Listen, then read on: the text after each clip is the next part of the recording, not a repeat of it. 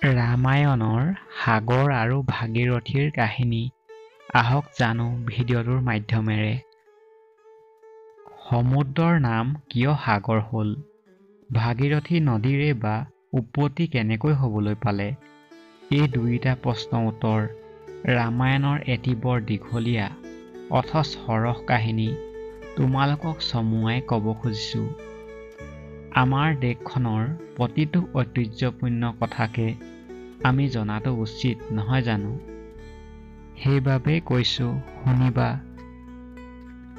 ইক্ষ্বাকু বংশৰ ৰজা সগৰ, পিতৃৰ নাম বাহু আৰু মাতৃৰ নাম যাদৱী। সগৰৰ গৰ্ভত থাকোঁতে এজনী হিংসাকুৰীয়া মাহীমাকে সগৰৰ মাকক খাদ্যৰ লগত নজনাকৈয়ে বিষ খুৱাই দিলে। সন্তানটো মৰি যাব বুলি ভাবি দৈৱক্ৰমে মাকো নমৰিল, সন্তানো নমৰিল। এনেতে এবাৰ শত্ৰুৱে বাহুৰ ৰাজ্য আক্ৰমণ কৰি দখল কৰিলে। ৰজা ৰাণীক বনলৈ খেদিলে। বিষৰ প্ৰভাৱত সন্তানটো 100 বছৰ গৰ্ভতে থাকিল। বনবাস কালতে ৰজা বাহুকৰ মৃত্যু হ'ল। যাদৱীয়েও স্বামীৰ লগতে মৰি যাবলৈ ওলাল। এনেতে ঋষি পূৰ্ব আহি সেই ঠাইত ওলালহি। ঋষিয়ে ৰাণীক মৰাৰ পৰা বিৰত কৰি ক'বলৈ ধৰিলে, বোলে তেওঁ এটি শক্তিশালী পুত্ৰৰ গৰ্ভধাৰণ কৰি আছে। গড়সহ পুত্ৰ হ'বৰ বাবে তেওঁৰ নাম সগৰ হ'ব। বনতে এদিন সগৰৰ জন্ম হ'ল। মাকে তুলি তালি ডাঙৰ দীঘল কৰিবলৈ ধৰিলে। ডাঙৰ হৈ সগৰে বনাঞ্চলতে সৈন্য সংগ্ৰহ কৰি এদিন পিতৃ ৰাজ্য দখলকাৰীক আক্ৰমণ কৰিলে। শত্ৰুক বধ কৰি ৰাজ্য দখল কৰি নিজে ৰজা হ'ল। সুখ্যাতিৰে দেশ শাসন কৰিবলৈ ল'লে। পিছে ৰজা সগৰে বহুকাল পুত্ৰৰ মুখ নেদেখিলে। আহুতোষ শংকৰক তুষ্ট কৰি বৰ ল'লে। মহাদেৱে 60,000 পুত্ৰ হোৱাৰ বৰ দিলে। কালক্ৰমত 1-2কৈ 60,000 পুত্ৰই জন্ম ল'লে। ডাঙৰ হৈ সিহঁত বৰ অত্যাচাৰী হৈ উঠিল। ৰজা সগৰে শততম অশ্বমেধ যজ্ঞৰ আয়োজন কৰিলে। আয়োজনৰ কথা শুনিয়েই দেৱৰাজ ইন্দ্ৰৰ পেটতে হাত ভৰি লুকাল। যজ্ঞ সাং কৰি ইন্দ্ৰৰ ইন্দ্ৰত্বকে লুপ্ত কৰিব পাৰে। ইফালে যজ্ঞ ঘোঁৰাৰ ৰক্ষণাবেক্ষণৰ দায়িত্বত থাকিল 60,000 সগৰৰ সন্তান। চক্ৰান্ত কৰি দেৱৰাজে যজ্ঞৰ ঘোঁৰাটোকে চুৰি কৰি নি পাতালত কপিল মুনিৰ আশ্ৰমত বান্ধি থলেগৈ।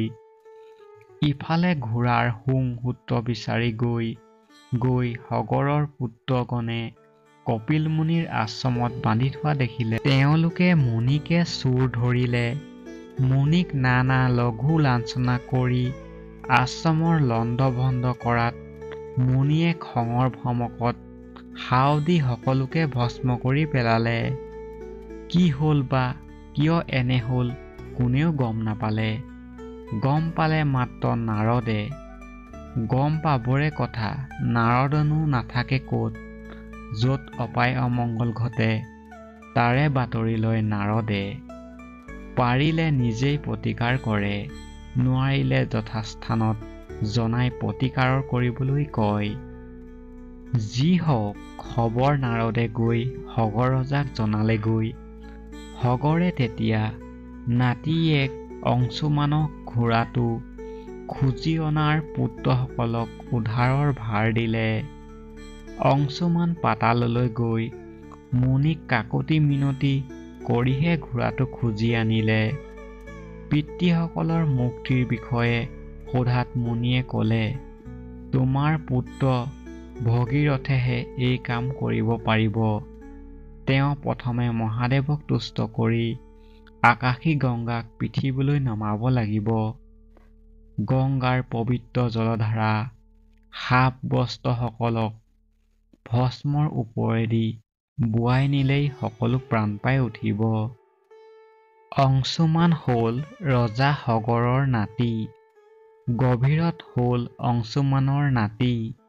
এতেকে আজু নাতিয়েহে আজু ককাসকলক মুক্তি দিব পাৰিব। ভগীৰথ সৰুতে মাংসপিণ্ডৰ দৰে হৈ আছিল, ভালকৈ খোজকে কাঢ়িব নোৱাৰে। এদিন ঋষি অষ্টাবক্ৰক দেখি বলেৰে পোন হৈ থিয় দিব খোজোতে ঋষিয়ে উপলঙা কৰিছে বুলি ভাবি শাপ দিলে, মোক বিদ্ৰূপ কৰিছা যদি বিকলাংগ হবা, সেয়ে নহয় যদি উত্তমাংগ হবা। তেতিয়াৰ পৰাই ভগীৰথ সুস্থ আৰু সুন্দৰ শৰীৰৰ অধিকাৰী হ'ল। শাপগ্ৰস্ত পিতামহসকলৰ উদ্ধাৰৰ অৰ্থে তেওঁ গোকৰ্ধ পৰ্বতলৈ গৈ তপস্যা কৰিবলৈ ল'লে। তুষ্ট হৈ ব্ৰহ্মাই নিজেই গভীৰথৰ ওচৰলৈ আহি কি বৰ লাগে সুধিলে। তেওঁ দুটি বৰ প্ৰাৰ্থনা কৰিলে। প্ৰথমতে তেওঁ অপুত্ৰকৰ বাবে বংশ ৰক্ষাৰ অৰ্থে সন্তানৰ লাভৰ বৰ বিচাৰিলে। দ্বিতীয় বৰত যাতে ৬০,০০০ পিতামহৰ ভস্ম গংগাজল বিধৌত হৈ স্বৰ্গপ্ৰাপ্তি ঘটে।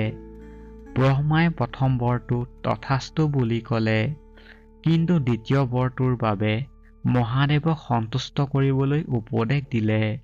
কিয়নো পৃথিৱীলৈ নমা দ্ৰুতগামিনী গংগাৰ বেগ পৃথিৱীয়ে সহ্য কৰিব নোৱাৰিব।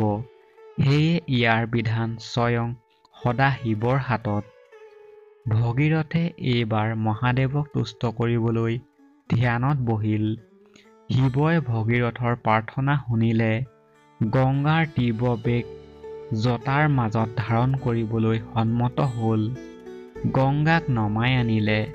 জটাৰ মাজত সোমাই গংগাই মহাদেৱকো পাতাললৈ উটাই নিয়াৰ প্ৰয়াস কৰিলে। শিৱই গংগাৰ মনোভাৱ বুজিব পাৰি ১০০০ বছৰ গংগাক জটাৰ মাজতে আবদ্ধ কৰি ৰাখিলে। গংগা ওলাই আহিব নোৱাৰা হ'ল। ভগীৰথৰতো কাৰ্যসিদ্ধি নহ'ল। সেয়ে ভগীৰথে পুনৰ শিৱৰ ধ্যানত বহিল। আহুতোষে এইবাৰ গংগাক মুক্ত কৰি দিলে। তেতিয়াই ৭টা ধাৰাৰে গংগা পৃথিৱীলৈ নামিল। ৩টা ধাৰাৰে পূবলৈ আৰু ৩টা ধাৰাৰে পশ্চিমলৈ গতি কৰিলে। মাত্ৰ এটি ধাৰাই ভগীৰথক অনুগমন কৰিলে। ভগীৰথে এই ধাৰাৰ গতি নিৰ্ণয় কৰিলে। বাবেই ইয়াৰ নাম হ'ল ভগীৰথী। ভগীৰথ দিব্য ৰথত উঠি গংগাৰ আগে আগে গ'ল। গৈ গৈ ৰসাতল সাগৰ পালেগৈ। তাতেই সগৰৰ পুত্ৰসকলৰ ভস্মৰ ওপৰেদি প্ৰৱাহিতা হৈ তেওঁলোকক মুক্ত কৰি দিলে। সকলোৱে স্বৰ্গলৈ গতি কৰিলে। তোমালোকে কি বুজিলা বাৰু? সগৰ ৰজা পুত্ৰসকলৰ ভস্ম ৰাশি ধাৰণ কৰাৰ বাবেই সমুদ্ৰই নাম পালে সাগৰ। ভাগীৰথীৰ কথা সকলোৱে গতিকে নামবোৰ উৎপত্তি কাহিনীও বেছ মনোৰম হয়, নহয়নে বাৰু?